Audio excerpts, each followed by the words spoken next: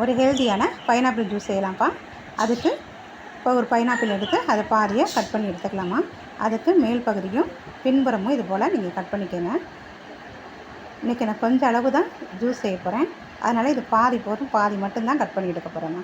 இப்போ பாதியாக கட் பண்ணதை தோலை நல்லா கனமாக வெட்டிக்கணும்ப்பா, நைஸாக தேர்த்தக்கூடாது. ஏன்னா அதில் முள் போல் இருக்கும், அது வந்து நாக்குக்கு நமச்சலை கொடுத்துரும். அதனால் கனமாக கட் பண்ணிக்கோங்க. கட் பண்ணதை சின்ன சின்ன துண்டுகளாக நறுக்கிக்கணும்மா. இப்போ நறுக்குனதை ஒரு மிக்சர் ஜாரில் சேர்த்துக்கலாம். இனிப்பு சுவைக்காண்டி சர்க்கரை சேர்த்துக்குங்கப்பா. ஒரு அரை எலுமிச்சம்பழம் அளவு புழிஞ்சு விட்டுக்குங்கம்மா, விதை இல்லாமல். ஐஸ் கீப் போட்டுக்கோங்க. இப்போ இதை நைஸாக அரைச்சிட்டு வந்துடலாமா. நைஸாக அரைச்சதை வடிகட்டிக்கலாம். இப்போ ஹெல்த்தியான விட்டமின் மினரல்ஸ் நிறைந்த ஒரு ஹெல்த்தியான பைனாப்பிள் ஜூஸ் ரெடிமா. இந்த வீடியோ பிடிச்சிருந்தால் லைக் பண்ணுங்கள், ஷேர் பண்ணுங்கள், மறக்காமல் சப்ஸ்கிரைப் பண்ணிடுங்க.